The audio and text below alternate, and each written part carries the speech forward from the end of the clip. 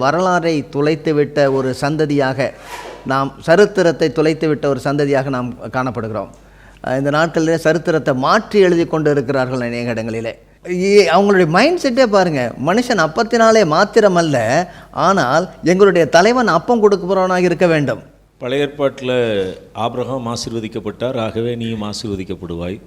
அவன் சீமானாக இருந்தான், ஆகவே நீ சீமானாக இருப்பாய். இயேசுவானவரே அங்கே வரமாட்டார். ஆபிரகாமனுடைய சந்ததின்னு சொல்லும்போது அதான் கலாத்தியர்கள் நிருபத்தில் அவர் சொல்கிறாரு, அவர் மாம்சமான சந்ததியை சொல்லலை, அவர் என்ன சொல்கிறார், ஆவிக்குரிய சந்ததியை சொல்கிறார். விசுவாசத்தில் உள்ள ஆவிக்குரிய சந்ததியை சொல்கிறாரு. நீங்கள் சர்ச்சில் இருக்கீங்க, நீங்கள்லாம் சர்ச்சில் இருக்கீங்க, அது வந்து எப்பயாவது பேசும்பொழுது ஆதாமிலே பாவம் செய்த மனிதன் விழுந்து போனான்னா இந்த இளைஞருடைய முகத்தை நீங்கள் பார்க்கணும். அப்போ அதை வந்து ஃபோக்கஸ் பண்ணி அப்படி எடுத்து பார்க்கணும்.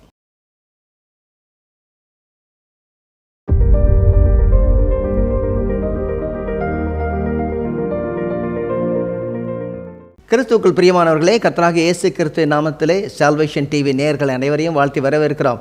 இது ஏக்தா நெட்வொர்க் வழங்கும் திருச்சபை அன்றும் என்றும். இந்த நிகழ்ச்சியிலே நாம் மாபெரும் வரலாறை குறித்து வாசித்து கொண்டு வருகிறோம், அதை குறித்து தியானிக்கிறோம்.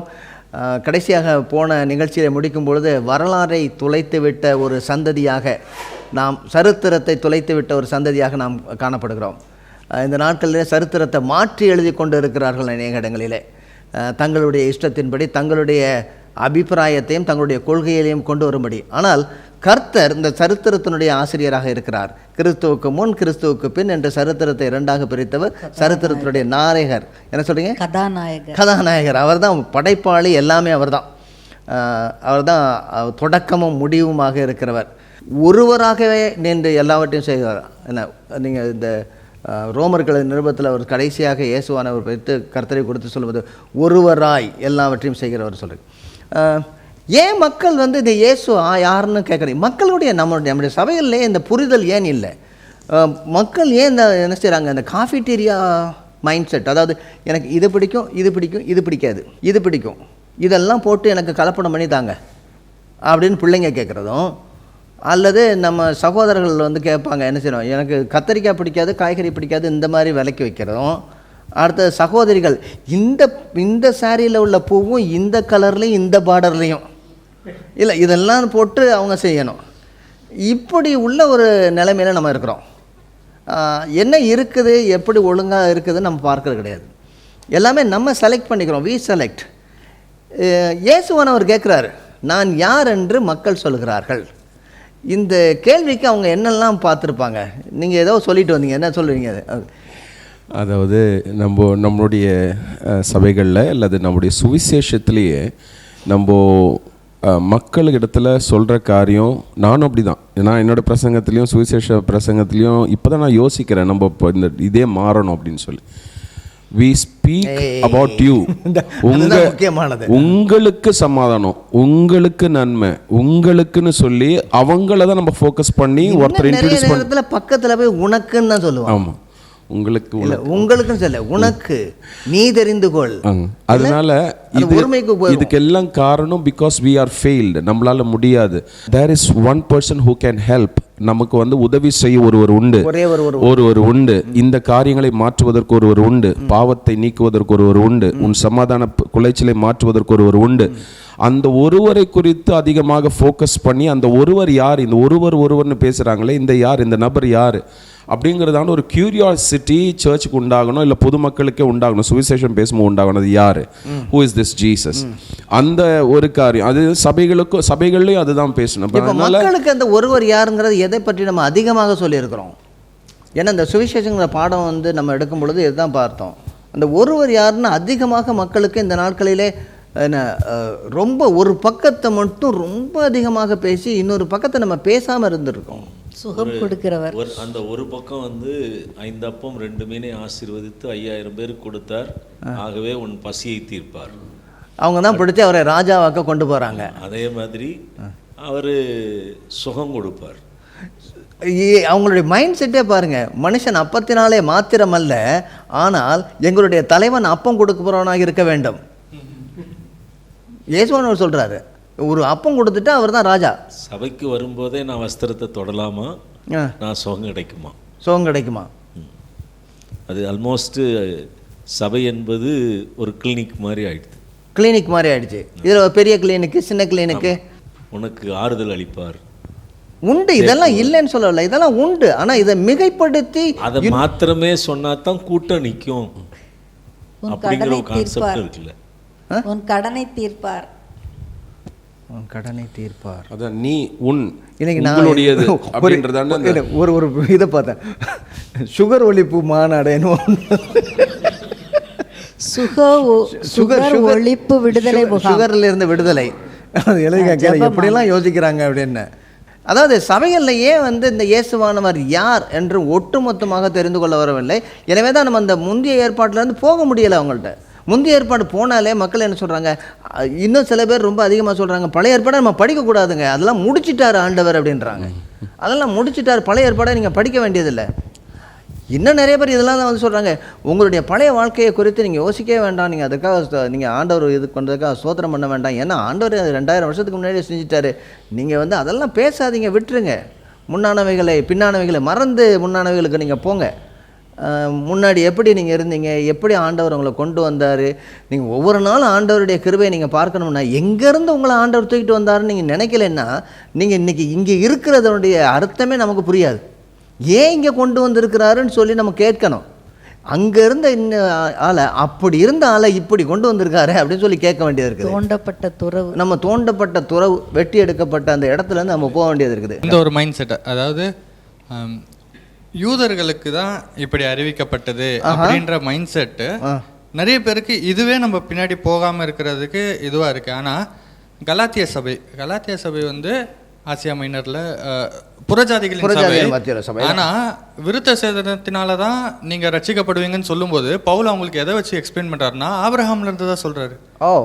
அங்க சொல்லும்போது சொல்றாரு, நீங்கள் கிறிஸ்துவனுடையவர்கள் ஆனால் ஆபிரகாமின் சந்ததியாராயும் வாக்குத்தத்தின்படியே சுதந்திரராயும் இருக்கிறீர்கள், சுதந்திரம் உள்ளவர்களாக இருக்கிறீர்கள். அப்போ அவங்களுக்கு அதை இது பண்ணியிருக்காரு. நீங்க பாத்தீங்கன்னா இப்போ 47வது வருஷத்தில் அங்கே போயிருக்கணும். 47வது வருஷத்தில் அந்த 47, 48, 49 இந்த கடிதம் எழுதுனா 49ல் கிட்டத்தட்ட ஒரு 2 வருஷத்துக்குள்ள இந்த கடிதத்தில் என்ன எழுதுறாருன்னா ஆபிரகாமை பற்றி அவங்களுக்கு தெரிஞ்சிருக்குது.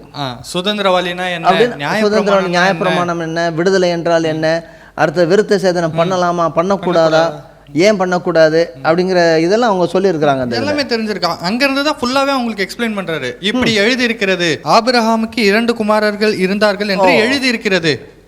ஓகே, அடுத்தது ஆகாரை கொடுத்தும் சாராவை கொடுத்தும் யாருக்கு பிறந்த பிள்ளை யாருக்கு சுதந்திரவாளின்னு சொல்லி இதெல்லாம் அந்த ஸ்டோரி அங்கேருந்து ஆரம்பிச்சிருக்காங்க.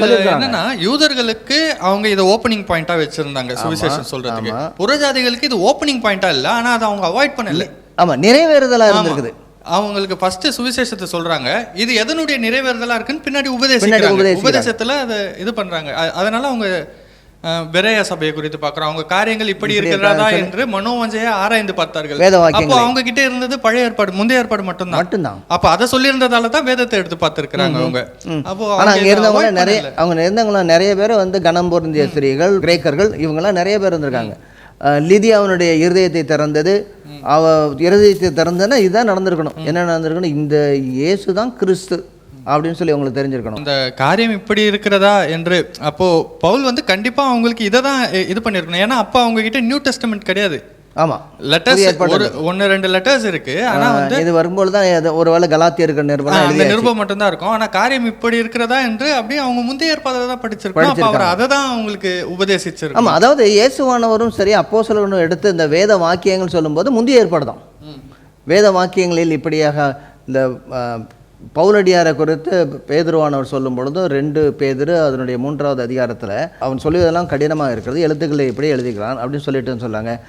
கல்லாதவர்களும் நிலையில்லாதவர்களும் மற்ற வேத வாக்கியங்களை புரட்டுவது போல இதையும் புரட்டுகிறார்கள். அப்படிங்கும்போது பேதுருவானவர் என்ன சொல்கிறாருன்னா, வேத வாக்கியங்கள் முந்தைய ஏற்பாடை சொல்லிட்டு பவுலடியார் எழுதின கடிதங்களும் அதோடு கொண்டு இணைக்கிறார்.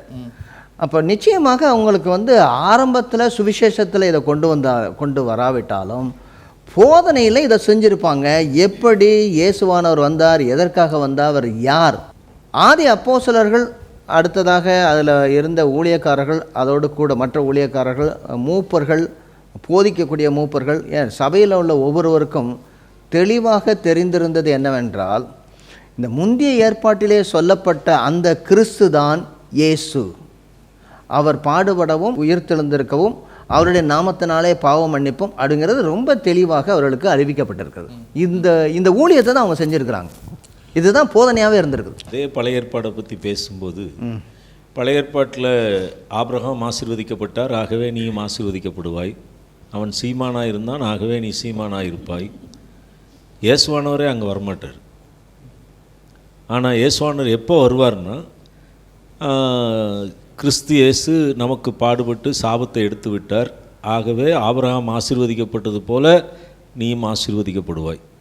ஆனால் ஆபிரகாமுக்குள்ளே கிறிஸ்து எப்படி வந்தார், இயேசு யார் என்பதை காட்டுவதற்கு பழைய ஏற்பாடு இருக்கிறது என்பதை விளக்கி சொல்லுவதற்கு அங்கே நீங்கள் அதாவது இந்த ஆபிரகாம் பற்றி ஒரு 3வது பகுதியில், அதாவது ஒவ்வொரு ஸ்டெப்பாக இருக்குது, 3வது ஸ்டெப்பில் வரும்போது நம்ம பார்க்கலாம். ஒன்று என்னென்னா, ஆபிரகாமனுடைய சந்ததின்னு சொல்லும்போது, அதான் கலாத்தியர்கள் நிருபத்தில் அவர் சொல்கிறாரு, அவர் மாம்சமான சந்ததியை சொல்லலை, அவர் என்ன சொல்கிறார், ஆவிக்குரிய சந்ததியை சொல்கிறார். விசுவாசத்தில் உள்ள ஆவிக்குரிய சந்ததியை சொல்கிறாரு. பூமியில் உள்ள மாம்சங்கள் எல்லாம் அப்படின்னா, நம்மளாம் ஆபிரகாமுடைய சந்ததின்னு சொல்லும்போது நம்ம வந்து அவருடைய இந்த உலகத்திற்குரிய சந்ததி அல்ல, ஆவிக்குரிய சந்ததிகள். அப்படின்னா ஆபிரகாமுடைய இந்த உலகத்திற்குரிய ஆசீர்வாதமா, அல்லது ஆபிரகாமுடைய விசுவாசத்தின் மூலமாக நமக்கு கிடைக்கக்கூடிய இந்த பாவ மன்னிப்பு, அவருடைய பிள்ளைகளாகுதல் என்று சொல்லக்கூடிய அந்த விசுவாசத்தினுடைய ஆசீர்வாதமா அப்படின்னு நம்ம பார்த்தோம்னா, இவங்களாம் நிறைய பேர் அடிபட்டு போயிடுவாங்க. நான் தான் பார்ப்பேன், நிறைய பார்க்கும்போது என்ன சொல்கிறேன், இந்த மாதிரி ஆளுங்கள்லாம் ஏன் கலாத்தியர் புத்தகத்தை படிக்க மாட்டேங்கிறாங்கன்னு இருக்குது. அது இந்த 4வது அதிகாரம்லாம் படிக்க மாட்டேங்கிறாங்க, அங்கே வர்றதே கிடையாது. ஸ்டோரி தெரியாது. என்னங்க, ஸ்டோரி தெரியாது அவங்களுக்கு, அதனால அங்கே வர்றது கிடையாது. ஸ்டோரி தெரியலையா, ஸ்டோரி தெரியக்கூடாதுங்கிற ஒரு கண்டிப்போடு கூட, அதாவது வரலாறை மாற்றினீங்கன்னா நீங்கள் என்ன வேணாலும் பேசலாம். இப்போ உள்ளதுடைய இந்த பொலிட்டிக்கல் லைன்லேயே நான் சொல்கிறேன், வரலாறை மாற்றிவிட்டால் நீங்கள் தான் கிங்கு, உங்களை அடிக்கிறதுக்கு யாருமே கிடையாது. காக்கா மேலேயும் பறந்து போகலாம், புல்புல் மேலேயும் நீங்கள் பறந்து போகலாம், அடிக்கிறதுக்கு ஆளே கிடையாது. உங்களை என்ன வேணாலும் சொல்லலாம், வரலாறு இல்லை. ஹிந்துஸ்தான் பைபிள் காலேஜினுடைய டைரக்டர், அதாவது இப்போ டைரக்டரில் ஃபவுண்டர் பால் வி குப்தா, அவங்க வந்து ரட்சிக்கப்பட்டது இந்த there is power in the blood of Jesus அந்த பாட்டை கேட்டு தான் அவர் ரட்சிக்கப்பட்டார். அந்த பாட்டு யாரோ தெருவில் பாடிக்கிட்டு இருந்தாங்க, பிரசங்கம் பண்ணிகிட்டு இருக்கும்போது அந்த பாட்டை வல்லமை உண்டு. அப்போ இதை கேட்ட பால் வி குப்தா அவங்க வந்து ஓடி வந்து, இந்த இயேசு யார், ஹூ இஸ் திஸ், இவருடைய பிளட்டில் என்ன விடுதலை, இவரோட பிளட்டில் என்ன அவ்வளோ ப்ரெஷியஸ் ஆனது, இவரோட பிளட்டு அவர் ஏன் சாக்ரிஃபைஸ் ஆனார் அப்படின்ற கேள்வி டைரக்டாக அவருக்கு வந்தது. அப்போது ஃபோக்கஸ் வந்து அவரு கிடையாது, இட் இஸ் நாட் ஹிம். அந்த ஃபோக்கஸ் அவர் நேராக கேட்டதே யாருன்னு கேட்டாக்கா, ஹூ இஸ் திஸ் ஜீசஸ், யார் இந்த இயேசு, இந்த இயேசு யார், அவருடைய பிளட்டுக்கு என்ன விசேஷம், அவருடைய மரணத்துக்கு என்ன விசேஷம், அவருடைய சாக்ரிஃபைஸ்க்கு என்ன விசேஷம், அது சொல்லுங்க அப்படின்னு சொல்லி அந்த பாட்டு மூலமா அவர் போய் கேட்டு தெரிஞ்சுக்கிட்டு ரட்சிக்கப்பட்டவர் தான் பால் வி குப்தா. அதாவது முழு ஸ்டோரியும் மறுபடியும் வர்றாரு. அப்ப அவருக்கு சொல்லி கொடுத்தது என்னவா சொல்லி கொடுத்திருப்பாங்க, ஸ்டோரி தான் சொல்லி கொடுத்திருப்பாங்க. ஆமா டெஃபினட்டா, ஹூ இஸ் திஸ் ஜீசஸ் சொல்கிறவங்க பின்னாடி வந்து தான் ஆகணும். இல்லை, நீங்கள் சர்ச்சில் இருக்கீங்க, நீங்கள்லாம் சர்ச்சில் இருக்கீங்க, அது வந்து எப்பயாவது பேசும்பொழுது ஆதாமிலே பாவம் செய்த மனிதன் விழுந்து போனான்னா இந்த இளைஞருடைய முகத்தை நீங்கள் பார்க்கணும். அப்போ அதை வந்து ஃபோக்கஸ் பண்ணி அப்படி எடுத்து பார்க்கணும். எப்படி ஆரம்பிச்சிட்டாங்கய்யா, மறுபடியும் ஆரம்பிச்சிட்டாங்கய்யா, என்றைக்கு தான் இந்த ஆதாம் விட்டு வெளியே வர போகிறாங்களோ தெரியல. கவனிச்சிங்களா? போர் அடிக்கும் உங்களுக்கு ஒரு இடத்துல வந்து சொல்ல வரீங்க. அதுதான் அந்த ஃபோக்கஸ் வந்து நான் என்ன எப்படி ஆண்டவர் ஆசீர்வதிப்பார், நான் என்ன இயேசுக்கிட்டேருந்து பெற்றுக்கொள்ள முடியும். இன்றைக்கி நான் சர்ச்சுக்கு வரேன்னா ஆண்டவர் என்னோட பேசினா பட் நான் என்னோடய வாழ்க்கையில் சக்ஸஸ் நான் எப்படி பார்க்க முடியும், அதுக்கு இயேசு என்னை எப்படி ஆசீர்வதிப்பார், அதுக்கு நான் எப்படி வந்து அதுக்கு தேவையான வார்த்தைகள் எனக்கு கிடைக்குமா, இப்படி வந்து ஃபோக்கஸ் செல்ஃபாக இருக்கிறபடினால கிறிஸ்து யார் என்கிறதான காரியத்தை விட்டுடுறாங்க சர்ச். அதனால் அந்த நீடை தெரிஞ்சுக்கிட்டு தான் நீங்கள் பாஸ்டர்ஸ் வந்து இன்றைக்கி ஊழியர்கள் இந்த அதிகமாக இப்போ பாஸ்டர் சொல்லும்போது கூட சொன்னார் பாருங்கள், இப்படி தான் வெல்த்தை பற்றி பேசுகிறாங்க.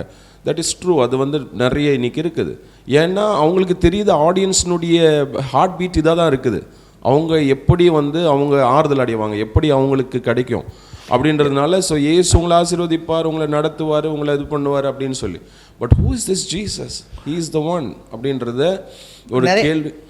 நிறைய பாஸ்டர்ஸ் என்ன சொல்கிறாங்கன்னா 6 நாளும் கஷ்டப்பட்டுட்டு வர்றாங்க, நீங்கள் மறுபடியும் திரும்ப பாவம் மறுபடியும் இப்போ ஆபிரகாம் அது போட்டு அவங்கள போட்டு சஞ்சலப்படுத்துகிறீங்க. ஒரு நல்ல 4 வார்த்தையாக சொன்னீங்கன்னா அப்படி எடுத்துகிட்டு போவாங்க, அந்த வாரம் முழுசும் அதை வச்சு தியானிப்பாங்க. நிறைய பேர் எழுதுகிறாங்க, இந்த வாரத்தில் எனக்கு கிடைத்த வாக்குத்தத்தம் அல்லது எனக்கு கொடுத்த வாசகம் அப்படின்னு சொல்லி எழுதுவாங்க. நான் அதையும் பார்த்துருக்கேன். போன வாரத்துக்கும் இந்த வாரத்துக்கும் சம்மந்தமே இல்லாமல் இருக்கும். ஏன் ஆண்டவர் தொகுப்பாக பேச மாட்டாரோன்னு எனக்கு வித்தியாசமாக இருக்கும்.